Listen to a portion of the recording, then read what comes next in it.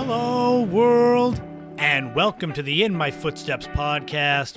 I am Christopher Setterlin, coming to you from the vacation destination known as Cape Cod, Massachusetts, and this is episode 149. School's out for summer, maybe where you are by now. Blast the music and get excited. We're going to start it off with a look back at something I'd never heard of, Boston's very own local music channel, V66. We're going to go way back in the day to the beginning of the 21st century and look at the dot-com bubble bursting, what that meant, and some of the big companies from the turn of the century that went under. There's going to be a special brand new top 5 that's actually a top 10 as we look at the top 10 highest rated television show episodes ever. And there'll be a brand new This Week in History and Time Capsule looking back at the very first ever officially recognized baseball game. All of that is coming up right now on episode 149 of the In My Footsteps podcast. So what are we going to talk about this week? Well, first, if you can hear a fan in the background, it is muggy, humid, not too hot. I'll do my best in editing to get rid of any sounds of the fan. But just know if you hear a buzzing in the background, it is a fan keeping me cool. First off, I got to start the show by shouting out my Patreon subscribers, Laurie, Mary Lou, Ashley, Kevin. $5 a month on Patreon will get you access to bonus episodes of the podcast, early access to this show, the main show, early access to my YouTube videos, and whatever other good stuff I can think of as we go along. I'm also trying to add more stuff to the free tier on Patreon, so you don't have to become a subscriber to go over there and just join. It doesn't cost anything, because I know that subscribing to podcasts to support content creators, it's not feasible for everyone. I mean, hell, I listen to a lot of podcasts and they all have Patreons and I'm not subscribed, so I understand. What you can do that's even better than subscribing is sharing the show, letting others know about the content that I work really hard on. Even if you don't like it, just lie and tell people to come watch to get me views on YouTube and downloads and such. Shh, I won't tell anyone. So is school out wherever you are listening from? I know a lot of listeners of mine are from the Northeast, so I would figure our school schedules are kind of all the same. This is the time for summer vacation. And speaking of summer vacation, recently on Cape Cod, for the first time ever, we had an authentic pink flamingo at one of the beaches. When I saw the photos, I thought it was fake, like someone bought a plastic one and stuck it out in the flats at Chapin Beach in Dennis. But nope, it was real. There was a video of it. I'm trying to think of what other cool animals that have never really been on Cape Cod could come up here to give me photo opportunities. I mean, I don't really want grizzly bears and such, but cuter, smaller animals that I can go take pictures of and not worry about it ripping my arm off would be great. This week is one of those shows where I always research and try to come up with topics that you'll find interesting and want to listen to. And we're going to kick it off with a topic that I'd never even heard of at all. Luckily, one of my listeners, Scott, he messaged me. He kind of mentioned it in passing. I immediately went on Google, started researching this. So this here is not something I'm going to be an expert on, so I'm going to be learning a lot here as I share it with you as well. So let's kick off episode 149 of the podcast with the story behind Boston's very own local music television channel, V66, coming up right now.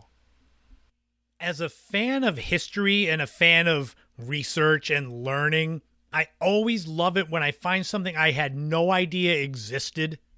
To me, it's like getting a new toy. So I was so pleasantly surprised when one of my listeners, Scott, actually messaged me through social media, and he casually dropped the V66 call letters.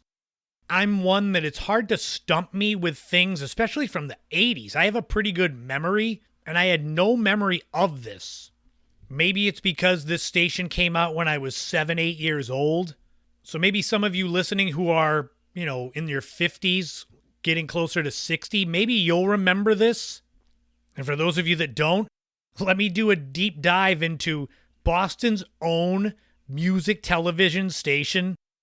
The gist of it, kind of the topic sentence, was V66 was a music television channel, call letters WVJV, and it was Channel 66. The channel was created by Massachusetts radio personality John Garabedian in 1985. This was meant to be a local alternative to MTV for teenagers that didn't have cable. It was actually a good idea because in 1985, just over 50% of homes had basic cable. So that meant that almost half the homes didn't. I think it was around this time, 85, when my family got cable. That's kind of where my memories of MTV and Nickelodeon start.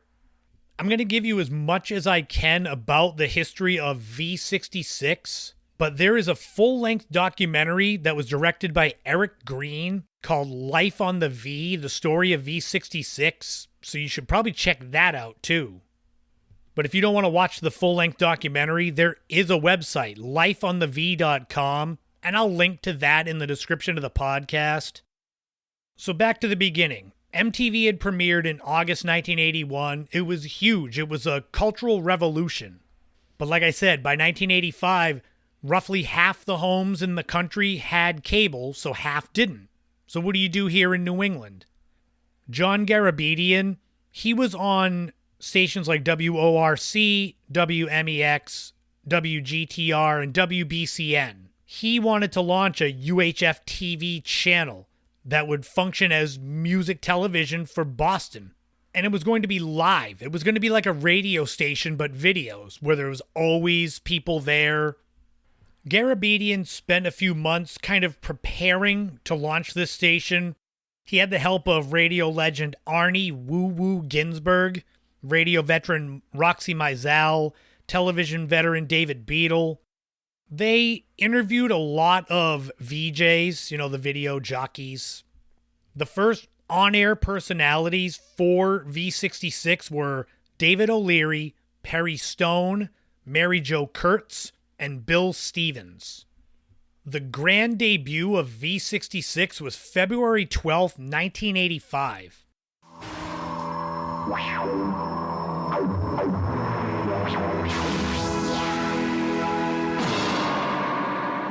V66, the beat goes on.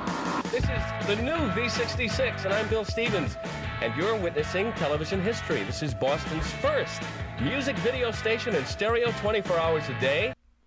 And it was an immediate sensation, partially buoyed by the fact that Boston and the surrounding area has a lot of famous musicians and bands from the time. You had Aerosmith, who was huge, the Cars, who were huge, Jay Giles Band. And V66 was also an opportunity, a platform for up-and-coming local artists like Till Tuesday, Extreme, the Del Fuegos. V66, despite being small and local and on UHF, they did try to differentiate themselves from MTV, playing a wider variety of music genres and often playing local unsigned bands in between international superstars. And sometimes V66 made their own music videos, so they were really trying to help the local music scene.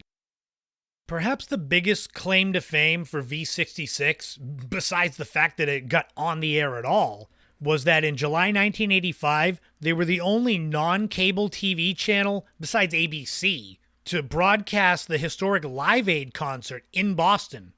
Live Aid. Over 50 top acts unite to feed the stars. It's the Super Bowl of rock music. From Wembley Arena, London, and JFK Stadium in Philadelphia. V66 will televise the live broadcast all day in stereo. Beginning at 7 a.m. Saturday, July 13th by satellite from London. They'd also broadcast live concerts and events from all over the Boston area. They'd have their own cutaway segments, fans on the streets, videos of dancing at the clubs, and people calling in to win contests. This became as much a part of V66 as the music itself. For all intents and purposes, it really was like MTV, granted on a much smaller scale, but the idea was similar. And therein lies the problem. For those that had cable, it was hard to justify choosing to watch local V66 over the big national MTV. And even though it was a noble premise to create a music television alternative for teenagers in the area that didn't have cable, they still were beholden to the ratings. So within a year of being on the air, they were already trying to find ways to increase their ratings. This is where they started to lose what had made them unique in the first place. They increased their programming with magazine news shows, sports highlight shows, music profiles, which that makes sense, comedies, and syndicated programs.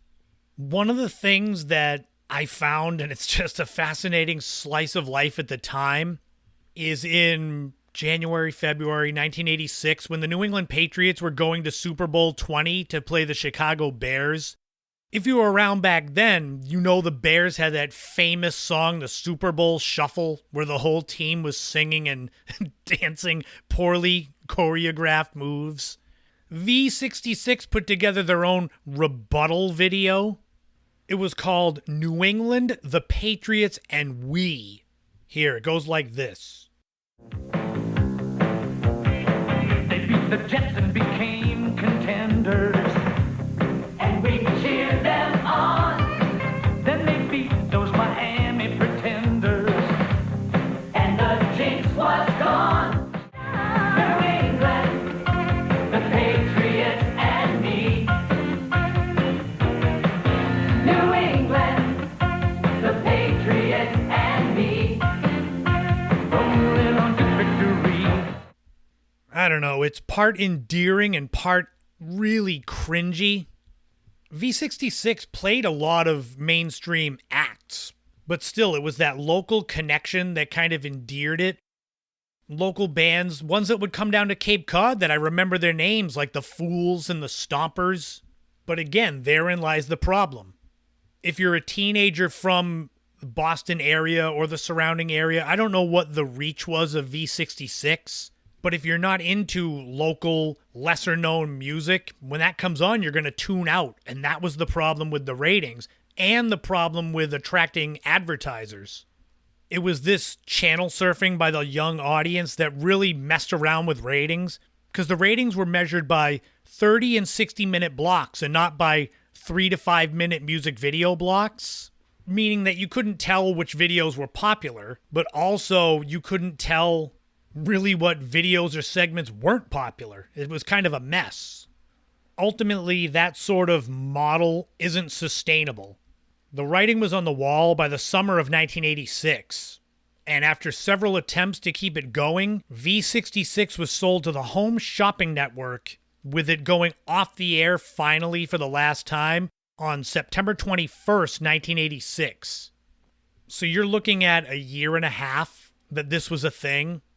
It was a really great grand plan by John Garabedian, and I'm sure it was a super fun time working on that channel, but ultimately became kind of a blip on the radar. Like I said, I had no idea this existed until a few weeks ago.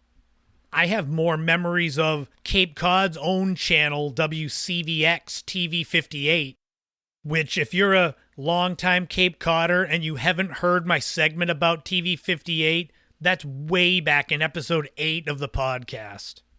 So that's about all there is to V66. I'm glad that I learned about this. I'm glad that I got to share its history and give you some clips from the network. But do any of you out there who grew up in this area, New England-ish, do you remember V66? I know you do, Scott. You're the one who gets credit for this. Check out the documentary Life on the V, the story of V66. You can watch it for free, and I'm going to link to it in the description of the podcast, like I said. That very brief time in the mid-1980s when Boston had its own music television station, V66.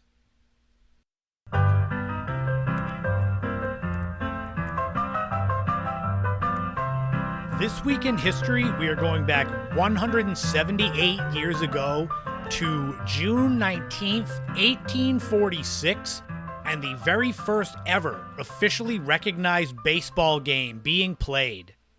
When people still say to this day that baseball's America's pastime, this is the reason why.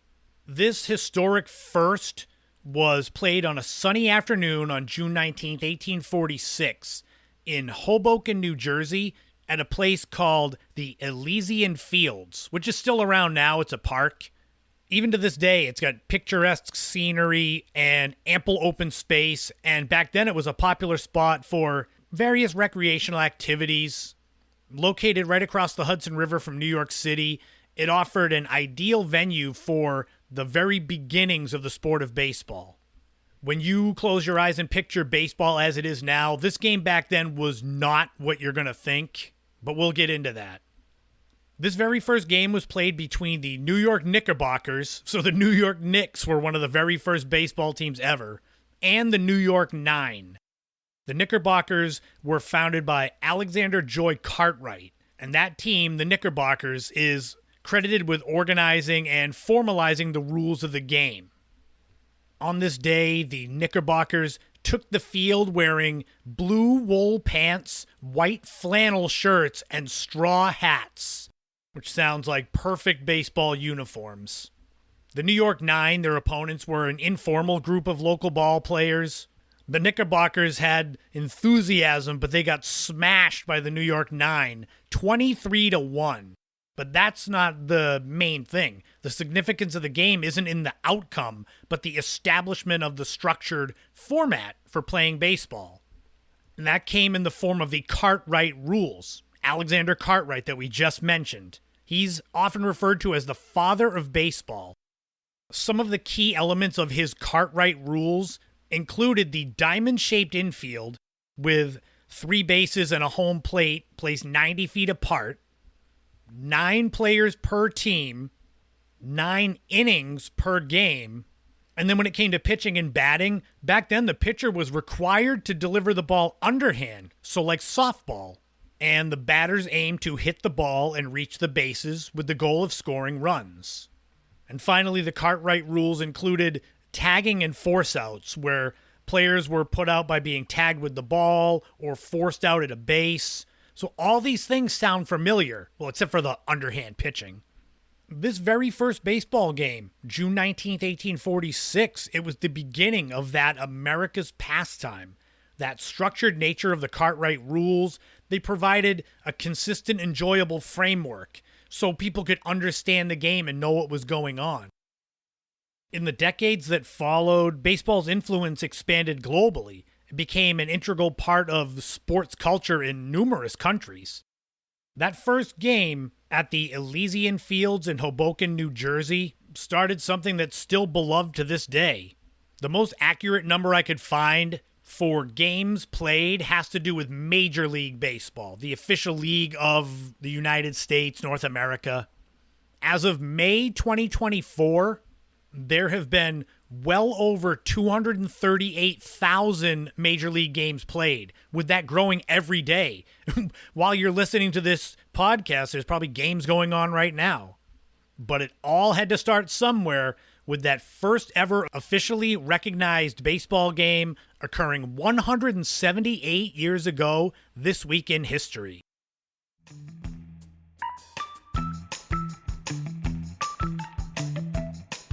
Oh yes, and now it's time for a brand new time capsule. We're going back 53 years ago to June 19th, 1971. Let's see what was going on in the world of pop culture back then.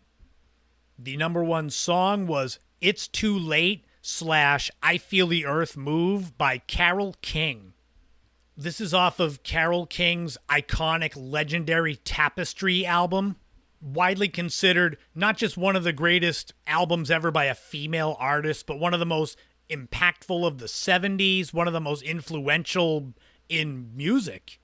The album won 4 Grammy Awards, and in a 2020 countdown through Rolling Stone magazine, it was listed as the 25th greatest album in the history of music. And this helped to solidify Carole King, like I said, as one of the most important musicians of her generation. The number one movie was Willard, and you could get into the theater with a ticket costing $1.65. This is a horror movie about a social outcast who has no friends except for rats that he uses to exact his revenge on his tormentors. It basically broke even at the box office. It's 52% fresh on Rotten Tomatoes, but this is one of those movies, if you like horror, 70s horror, you'll like this movie. It's also well known for the sequel titled Ben, where a young Michael Jackson created the theme song, basically a love song to a rat.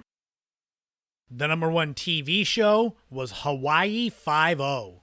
This is the original show that was on for 12 seasons from 1968 to 1980. This police drama ran for 281 total episodes. It's got the iconic theme song that I figure if I put in here would likely get me flagged for copyright when the podcast goes up on YouTube. But you know it, you can hear it. And if you were around back then, 53 years ago this week, you were looking for the cool, hip, in fabric patterns to put on your furniture, well, you're in luck or out of luck. In the Sears catalog, you could get rustic print furniture. These are prints, the patterns that my grandparents, my Nina and Grandpa, had a couch with this pattern. Kind of floral, kind of like a brown and butterscotch, which is ironic because you can get these cushions with Scotchgard, butterscotchgard.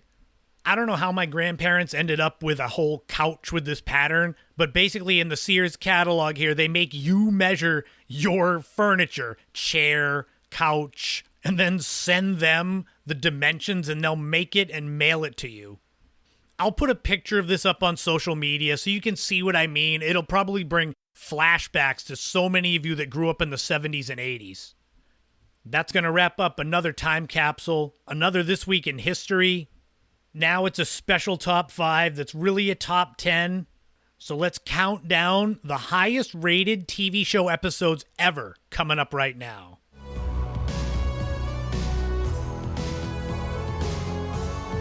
All right, it's time for the top 10. We're going to look at the top 10 highest rated television show episodes ever. There are some caveats here with this. One is that these episodes had to have been on one single network.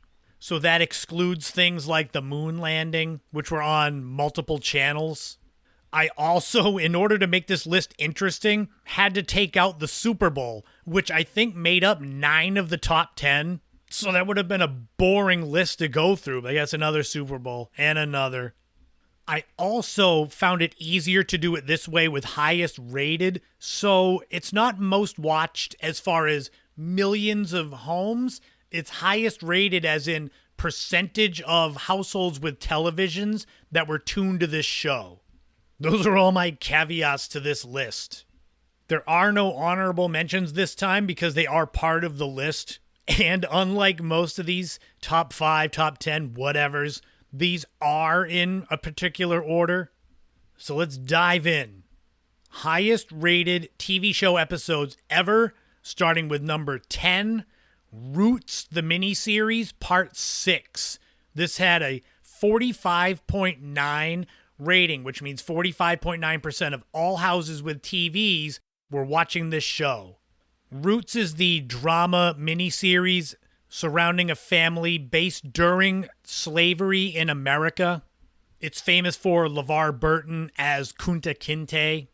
This came out in 1977, and I'll just say you might be hearing of this miniseries again on this countdown. Number 9 is the television show The Fugitive, the episode The Judgment Part 2, which was tied with Roots at 45.9 as the rating.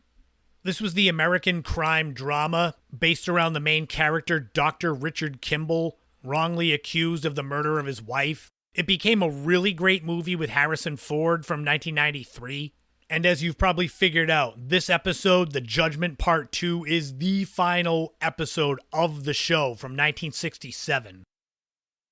Number 8 is the television movie The Day After. This was the ABC Sunday night movie, first airing on November 20th, 1983. and it depicts a fictional nuclear war between the United States and the Soviet Union and kind of the fallout that would happen after.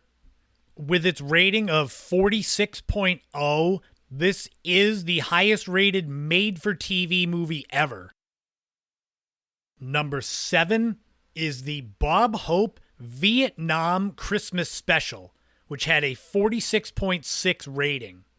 Bob Hope is the iconic comedian movie star of the 20th century. He did a lot of these USO tours, performing for the troops. This aired on January 15th, 1970, so after Christmas. Bob Hope headlined 57 shows on the USO tour from World War II in 1939 up to the Iraq-Persian Gulf War in 1991. Number 6 is Gone with the Wind, the movie, Part 2, which got a 47.4 rating. This is the iconic historical romance drama set in the South during the Civil War and the Reconstruction era after. Scarlett O'Hara, Rhett Butler, with Clark Gable and Vivien Leigh playing those main characters. With a runtime of almost 4 hours, it's no wonder why this had to be split. And so fittingly, number 5 is Gone with the Wind, the movie Part 1, which had a 47.7 rating. So this here, the Gone with the Wind, it was called The Big Event. It was on NBC November 7th and 8th, 1976. It's crazy that the numbers for Part 1 and Part 2 are almost identical, only a 0.3% drop. So that's a lot of people that watch the whole thing. And I know I mentioned this before way back in a podcast, but Gone with the Wind is the highest grossing movie ever when adjusted for inflation, with an adjusted box office of more than $4.2 billion. Number 4 is the 1994 Winter Olympics ladies figure skating competition. This had a rating of 48.5. For those of you that might not have been around back then 30 years ago or don't remember, this all stemmed from the infamous incident between Tonya Harding and Nancy Kerrigan, and Tonya Harding's goons that she had attack Nancy Kerrigan in the back. This was that culmination. This is specifically for day 1 from February 23rd, 1994. And in case you were wondering, Nancy Kerrigan won a silver medal while Tonya Harding placed 8th, with Harding getting booed and jeered during her routine. Number 3 is Roots, the miniseries, Part 8. This had a rating of 51.1. This was the 8th and final part of the miniseries, airing on January 30th, 1977. The miniseries was nominated for 37 Primetime Emmy Awards, winning 9, and spawned 2 sequel miniseries, Roots the Next Generation from 1979, and Roots the Gift, which was a Christmas special, released in 1988. Number 2 is the TV show Dallas, the episode Who Done It, which got a rating of 53.3. This was episode 4 of season 4 of Dallas, airing November 21st, 1980. The show was centered around the Oil Ewing family.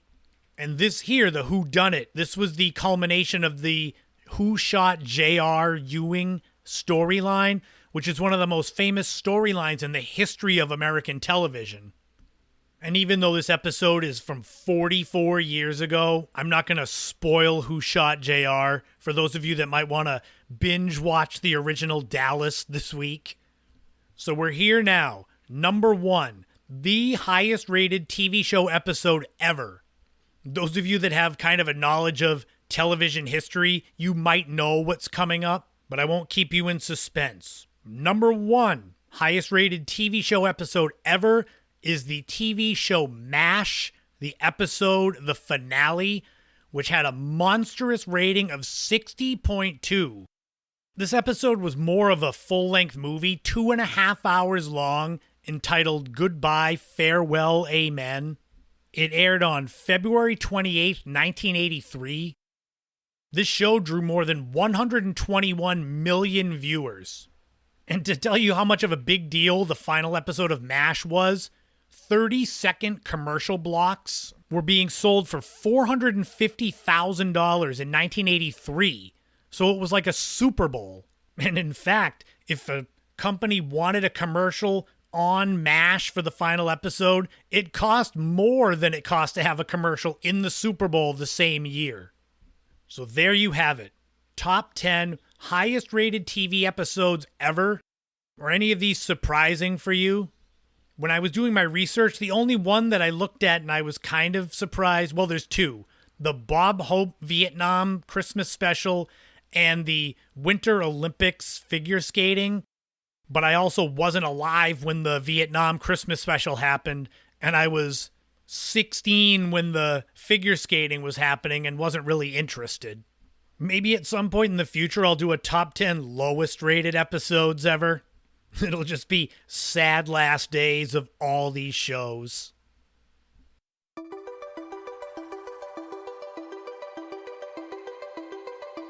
I first got access to the internet my senior year of high school, 1996. My first few years of surfing the net, it was a lot of chat rooms, learning about email, doing college papers, and of course finding out all the latest pro wrestling news from the message boards. To me, it was a fun distraction, sometimes a useful tool for education, but for others, it was a chance for big business. And what we're going to do now is go way, way back in the day to the turn of the 21st century, because it's almost 25 years ago, and look at what happened when the dot-com bubble burst.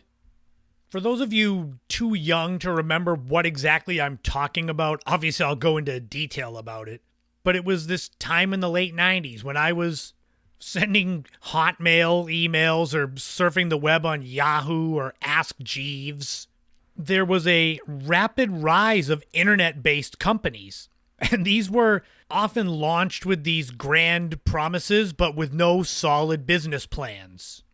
And I guess it's kind of to be expected, because back then in the late 90s, the internet, as we know it, was so different.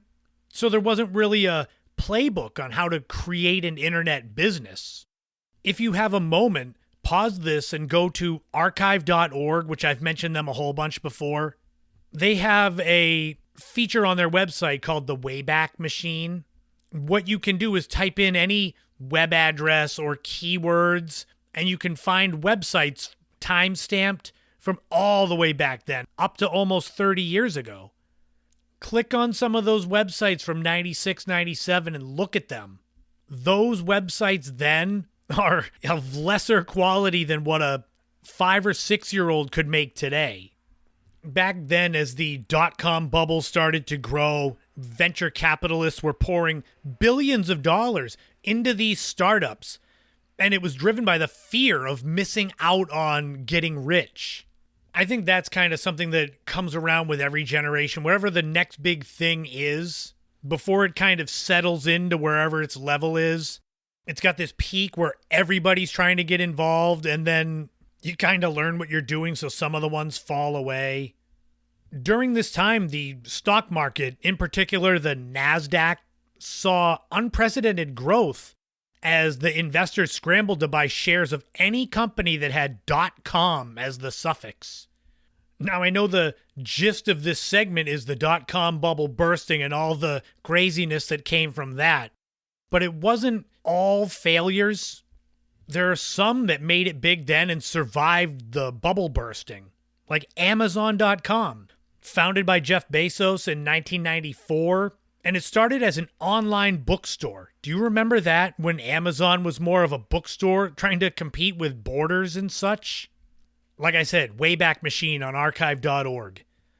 By the end of the 90s, Amazon had quickly expanded its product range, their stock price had skyrocketed, and it made Bezos one of the richest people in the world, which he still is to this day. His net worth today, at the latest data I could find, is about $203 billion. Most people find change in their cushions to go buy a coffee or a burger at McDonald's. He finds change in his cushions to go buy a yacht. But Amazon survived. They evolved into what they are today. Probably the most well-known website there is. You can buy anything there. They got into streaming. Another company that made it big and survived it through the dot-com bubble bursting was Yahoo. They were at one time the king of internet search engines before Google really was a thing. And again, their stock price soared, and they became one of the most visited websites on the internet. And they're still around. They're not as big, but they made it through. And you'll see there are some sites that wish they had what Yahoo's got now. And then there's eBay. eBay came out in 1995, online auction and shopping platform. I remember visiting that site so much in the late 90s, getting so many great deals. I still do, but not like it was back then. Checking to see what my Beanie Babies were being sold for at auction. Oh, God, what a great investment that was. By the time of eBay's IPO in 1998, their value had surged. And that basically made them kind of bulletproof when the dot-com bubble burst. But it's not all sunshine and rainbows. So there were some really high-profile companies in the late 90s that did not survive the dot-com bubble. The most iconic failure of that time is probably Pets.com. It starred this dog. Today, I'm overseeing some deliveries for Pets.com, purely in an advisory role. I like your shorts. You're a good-looking fella. I hope they're home. Oh, wow, you cats hit the jackpot. It was all just a sock puppet dog, not a real one. But Pets.com was an online retailer. They sold pet supplies. They went public in February 2000. But by November of the same year, they had shut down. Pets.com, because pets can't drive. 9 months. This, most people say, comes back to their excessive spending on advertising, which is why you remember those ads with the sock puppet dog. They didn't have a sustainable business model, and now they're one of the poster children of the dot-com bubble bursting. Then there was Webvan, which was one of the original online grocery delivery services. Sort of like what Instacart is. Fish and poultry of the highest integrity, and the right to receive them at everyday grocery store prices.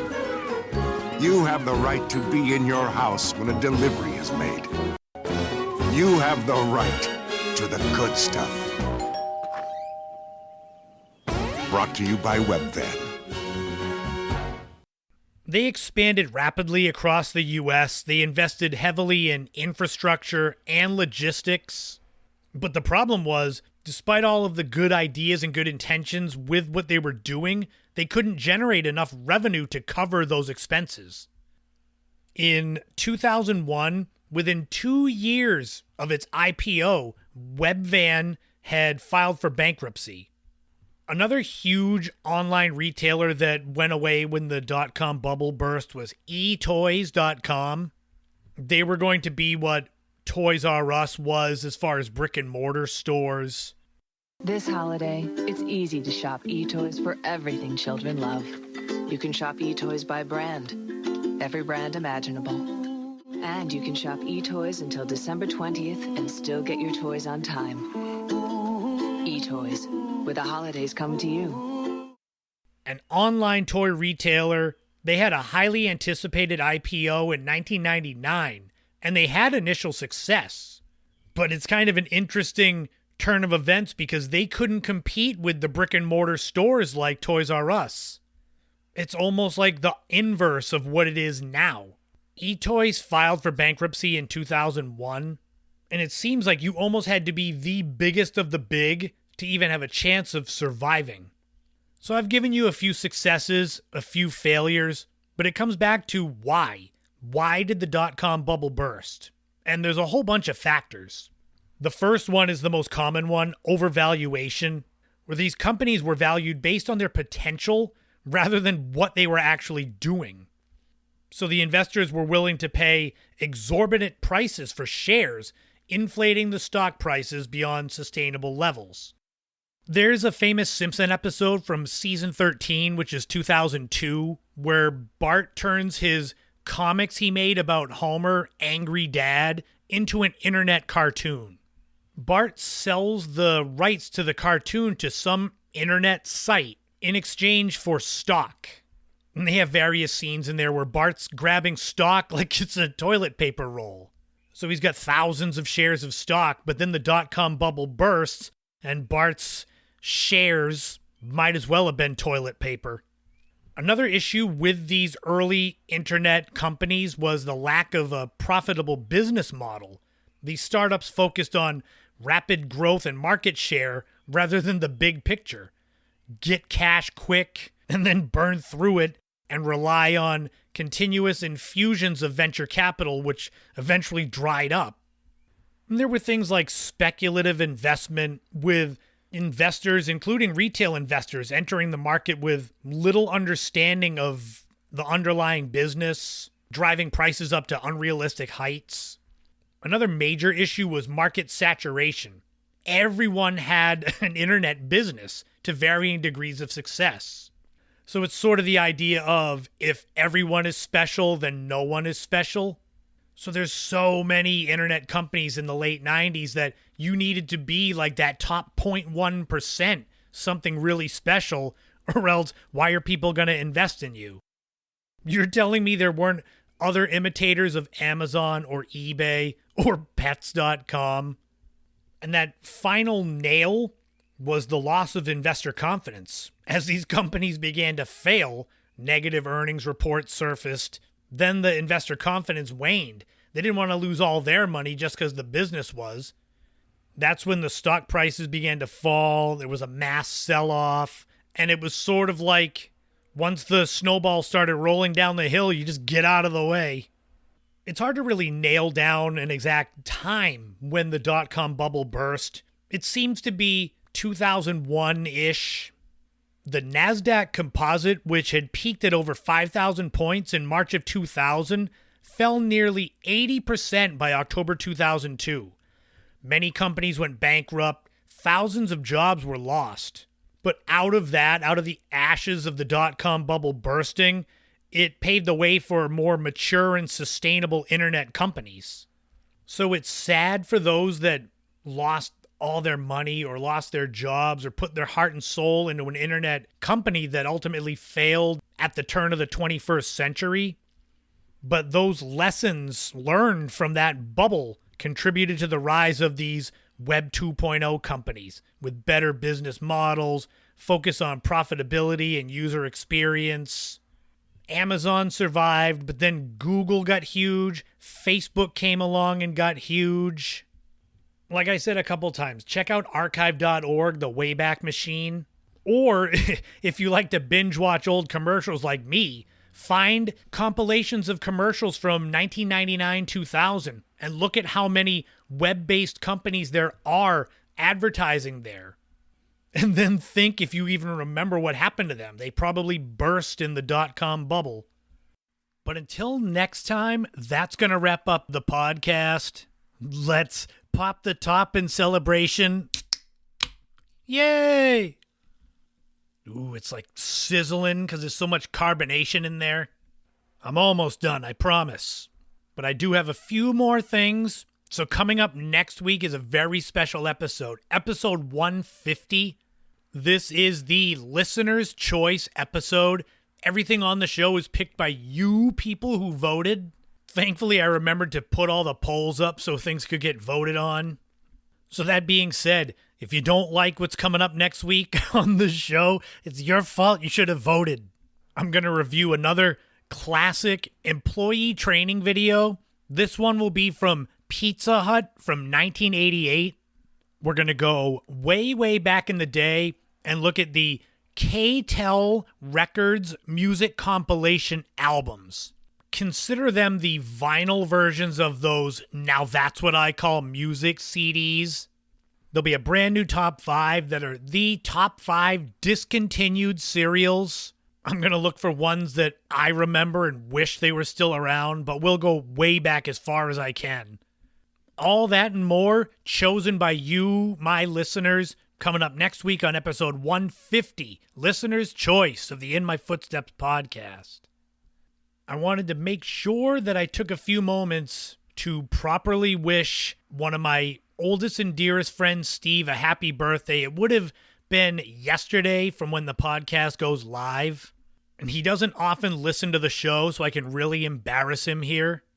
He's the one we coined the phrase dedication to the craft for our wild photo adventures of getting the photo, even if it puts us at great risk to physical harm.